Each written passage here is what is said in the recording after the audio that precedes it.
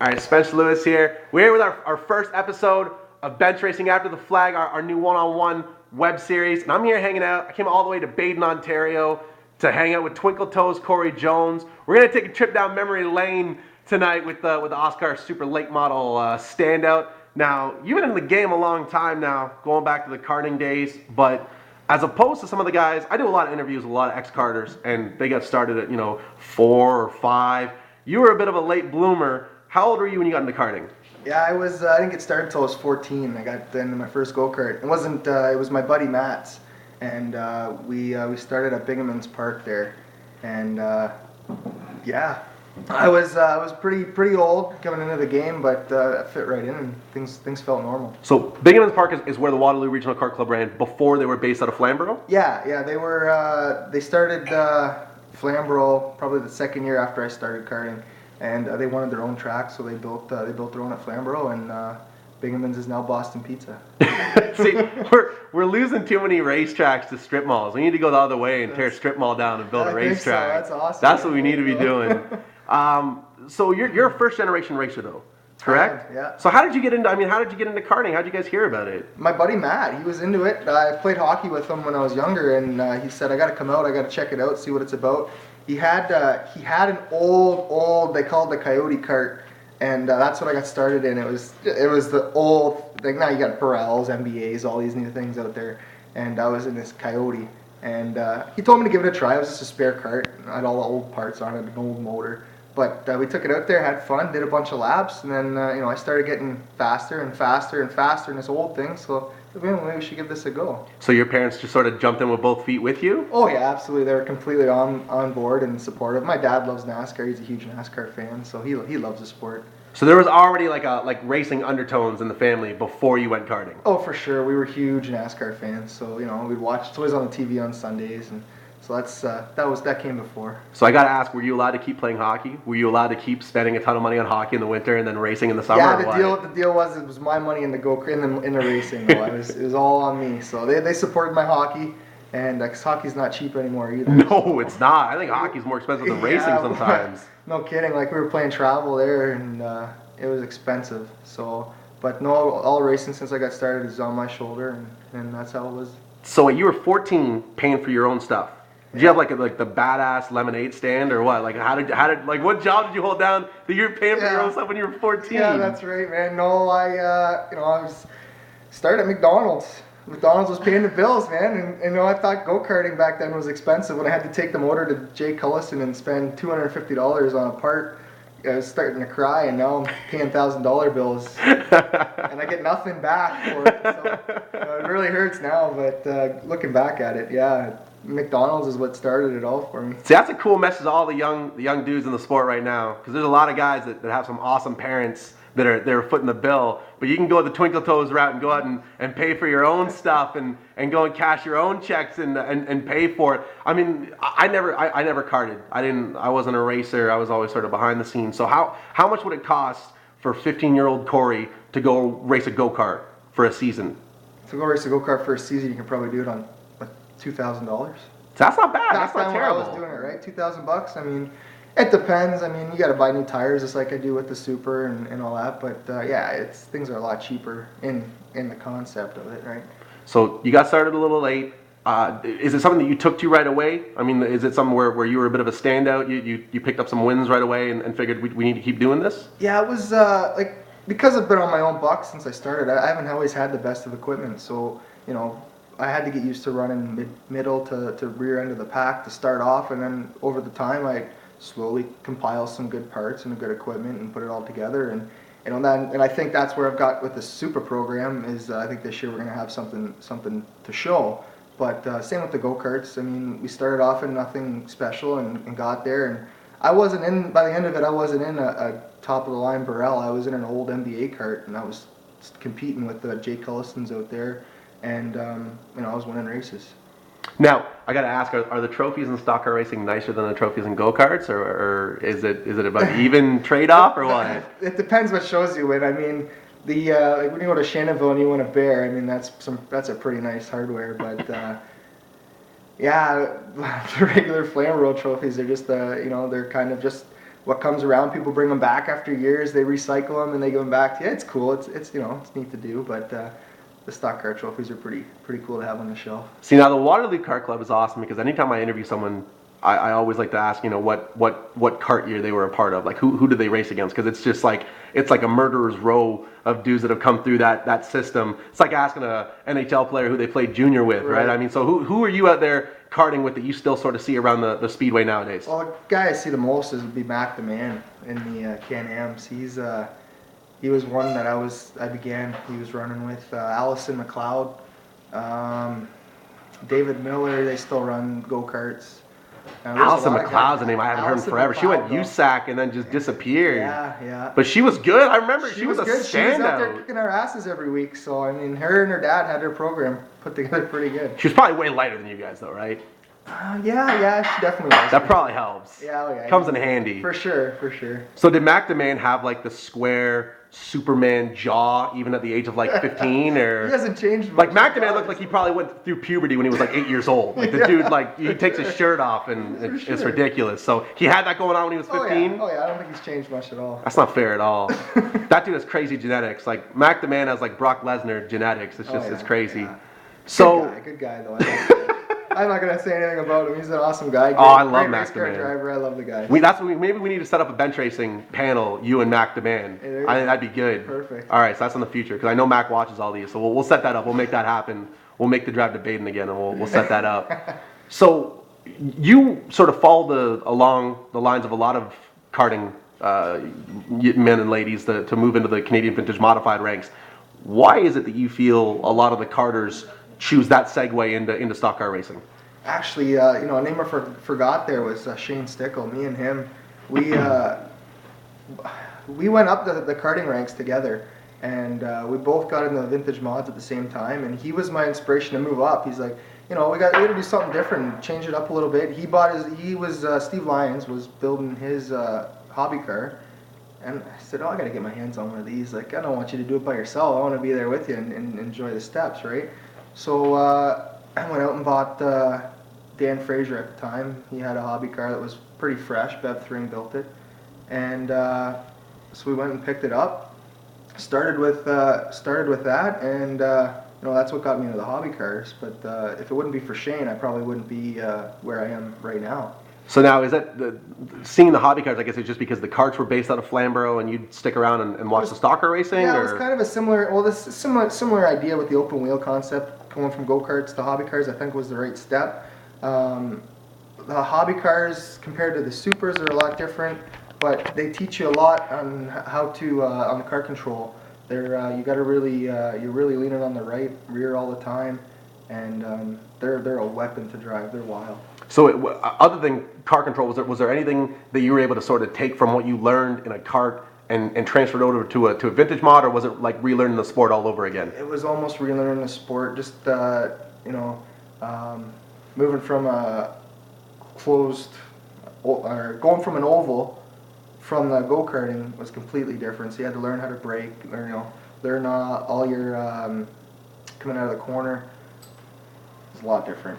I mean, you and Stickle were sort of part of the vintage mods when there was a good crop of young talent coming up. Because I think there's always been that older core of vintage mod racers, but there was a while there where they had a lot of young guns that were sort of stealing some headlines and really helping out the youth end of the club. Guys like Jason Keane were around as well, and they were winning a ton of races. So when you guys were part of that, did you feel as though the veterans welcomed you in with open arms, or was it almost like a youth versus experience type of rivalry? When I started, I felt like I could go to anyone and ask them for help and advice, and they were all pretty easy to help me out. Ray Hughes, Brian Atkinson, they stand out. They always were there to support us and help us out if we ran into a problem. Then when we were starting to compete with them a little bit and running on their bumpers, that's when they started to hide some stuff on their sleeves. But no, it was good. The hobby club, I got nothing bad to say about them. They're a great club, and they all help each other. Now, do you still sort of keep tabs on the hobby club and see how they're doing, and maybe who's fast now and who's winning races? Or are you just so busy with the super that you don't get to keep an eye on them as much as you'd like to? For sure, you always look back and you always want to see what guys are doing and what guys are running and what kind of equipment they've got out there. But yeah, right now I'm getting focused here with the super, so that's where we're going. How many years did you race hobby car for? I raced for I believe 4 years. Now, how long did it take you to sort of get up into the top tier? Took me 2 years. The first year I struggled. I was no good at all. The car was not what we thought it was. Put a lot of new parts on it, made it to where we could drive it.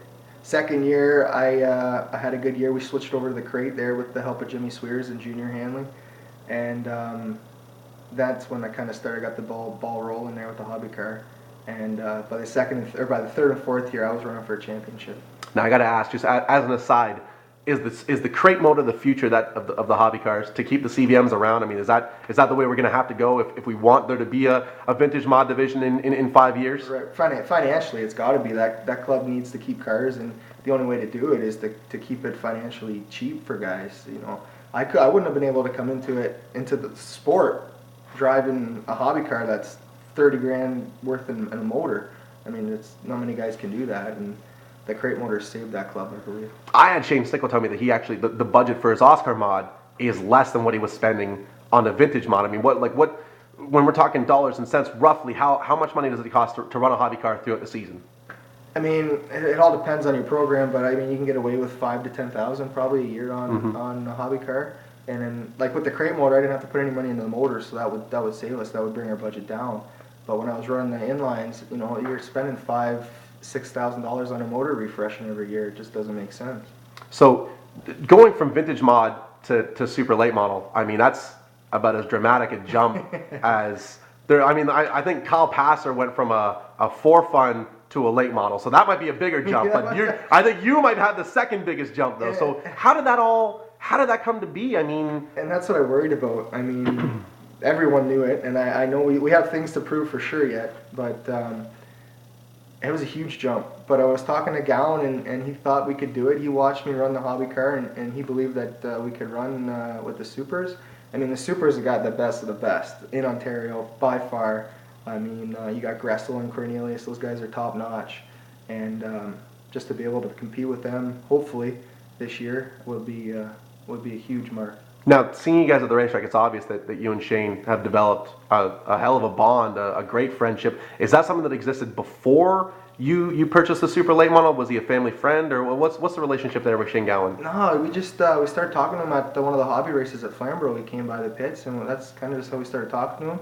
And you know, he said he had a spare car sitting at home he was looking to sell, and so we kind of talked about it, and you know, financially we made it work, and he's been a great help. He's a family friend now. I mean, we go do Christmas celebrations together, New Year's stuff. I mean, I'm out there helping him fix his heaters. We're working on cars back and forth. It's a good deal. I like it.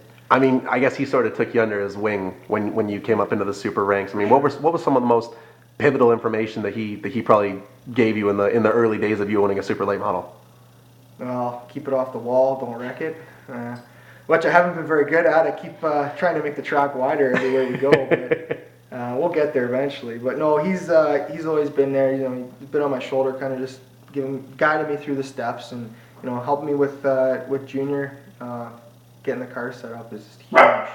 It's huge. I mean, how cool is it for a young guy like yourself to have that inroads to Junior Hanley? I mean, because the man is a legend. I mean, it transcends borders. You go to the States, you go to any corner of North America, they're going to know who Junior Hanley is.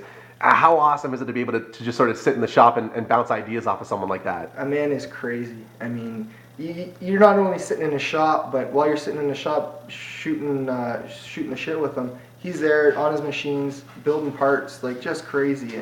And the guy never stops. And he's everything to the sport. And the sport, I think, owes Junior a lot. I mean, is there like a cool story, like the first time you ever went there when Gowan brought you around? I mean, were you afraid to talk to him, or? I was nervous. I'm very nervous, and I still am when I go out there.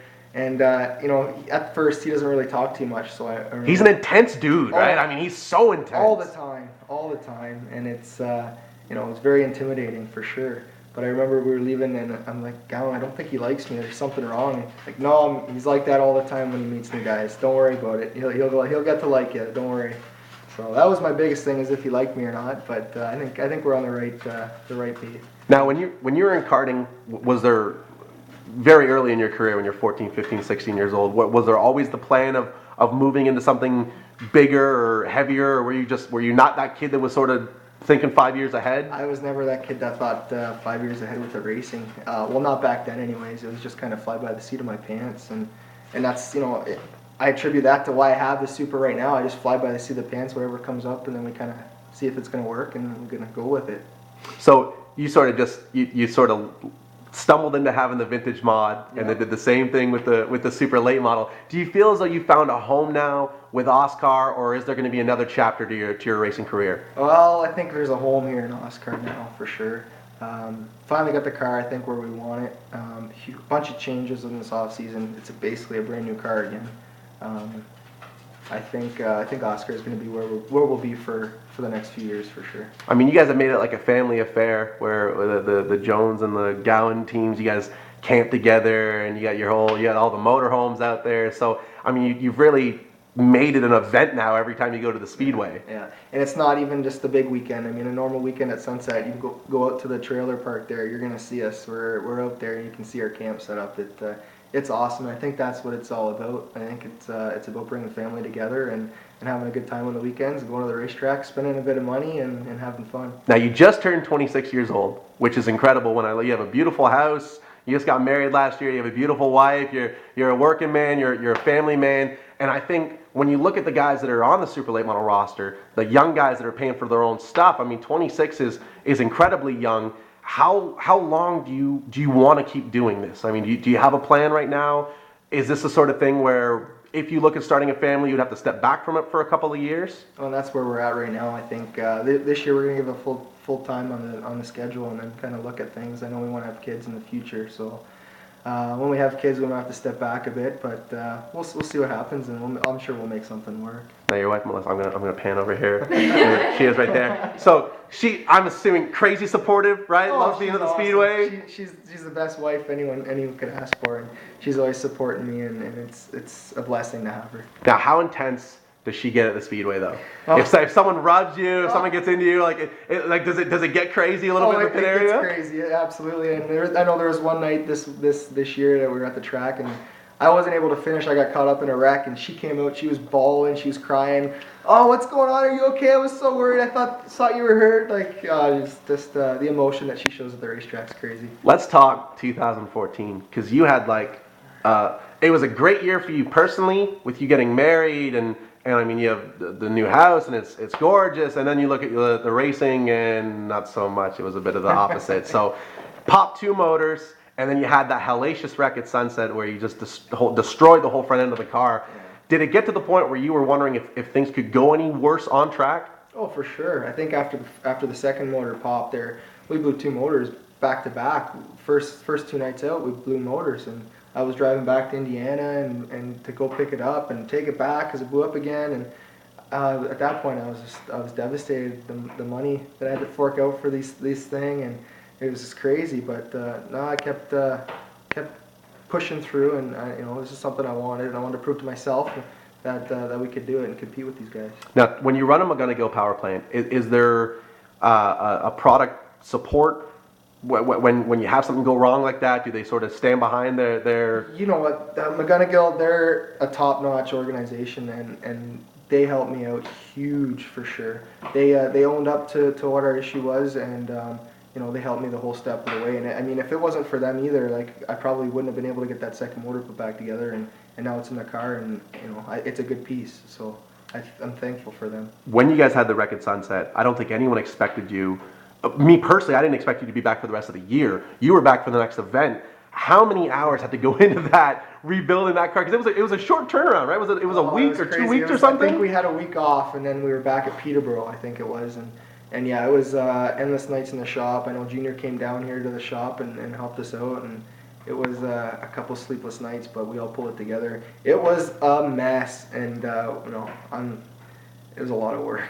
Now, I know there are some nights where you'll wreck and then you get it back to the shop and things aren't as bad as you thought. Was that one of those wrecks? I think that was one of those wrecks because we were in the pits there. It was dark. You can't see in the pits at Sunset very well, but we had the sawzall out. We were chewing parts off it, and it was just I was walking away. I couldn't look at the thing anymore. It was that bad. But no, we got it home. We got the rest of it off, and you know, the uppers and the couple of lowers were bent, and the ball joints were out of place, and tie rods, and all stuff we could fix, and nothing to the frame was really hurt other than an upper mount. So we fixed all that, and then we made it the next week. So it was good. Any night where you have to play jigsaw puzzle to try to get the car into the trailer, It's not good. that's not a good night of the races. But I mean, you didn't need the tow truck to get into the trailer, though, right? No, we put it in backwards, and it had a dolly, so we sat it on the dolly. We had two jacks on both sides of the car, and we rolled it in. It was a mess, but it went in.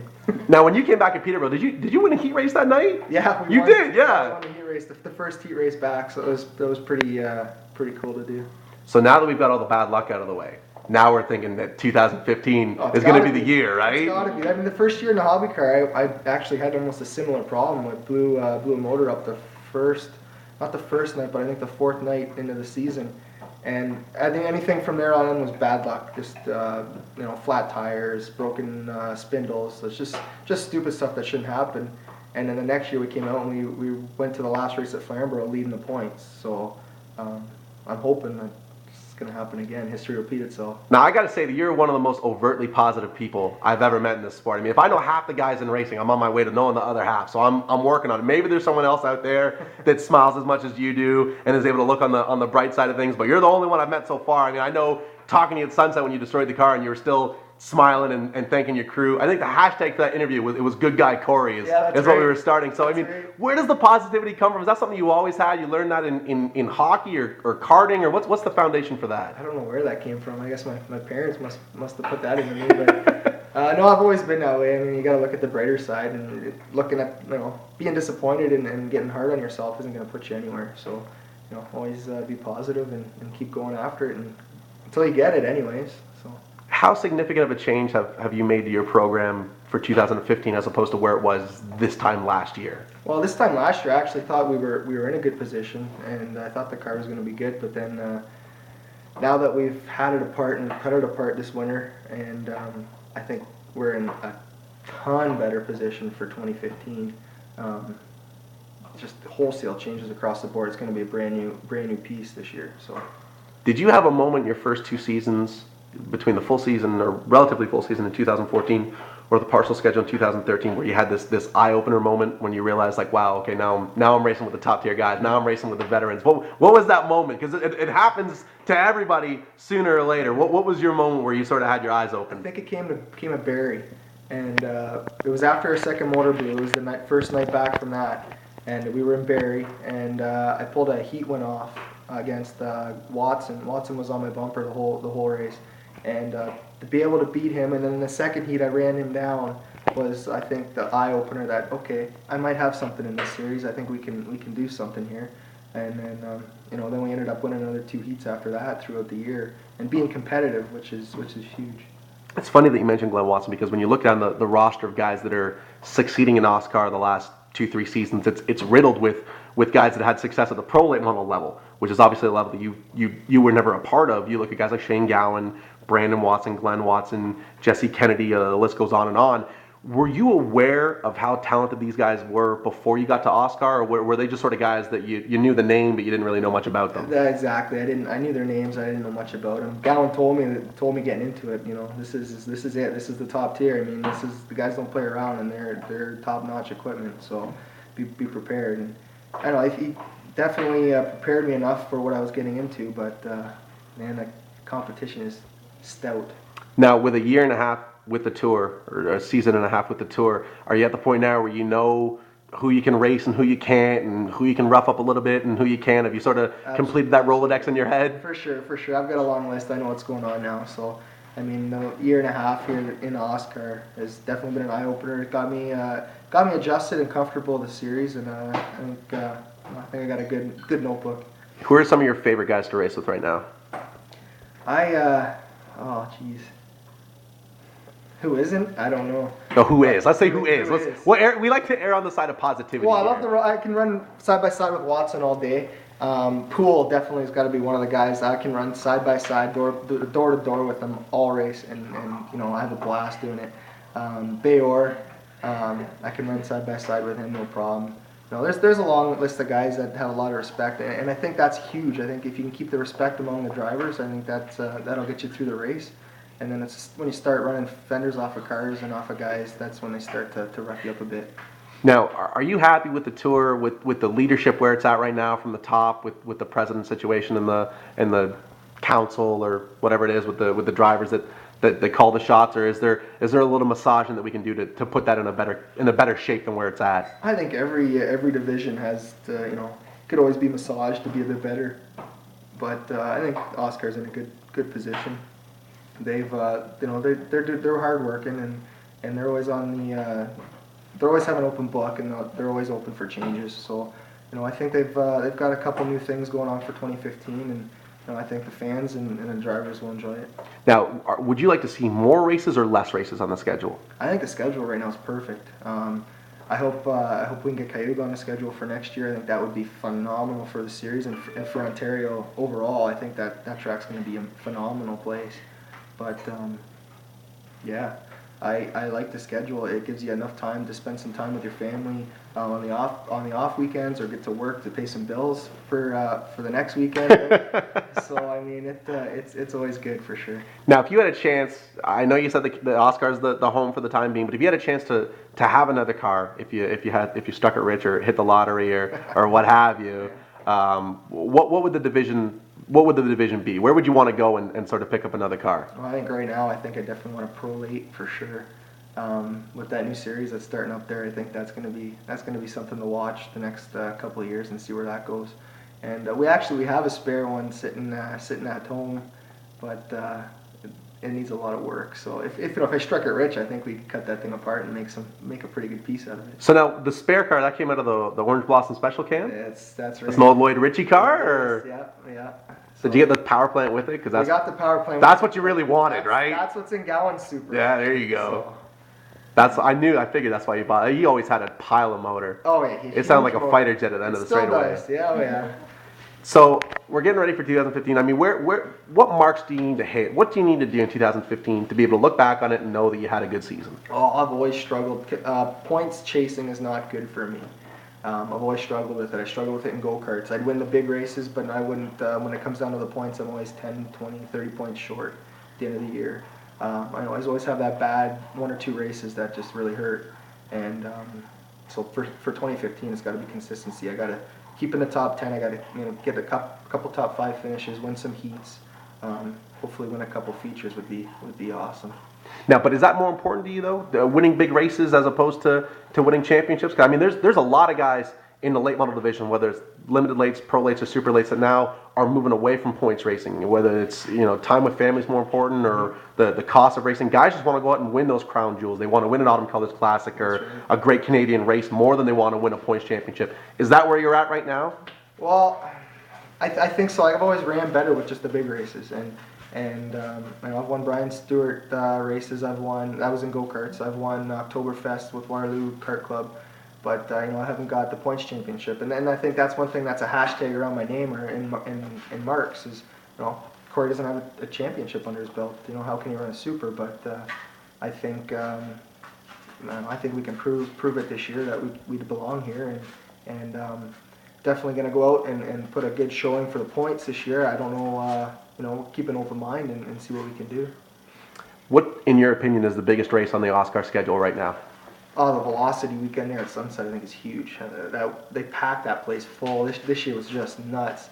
And and Autumn Colors, I think those two are the big marks on the calendar that everyone wants to go out there and win those races.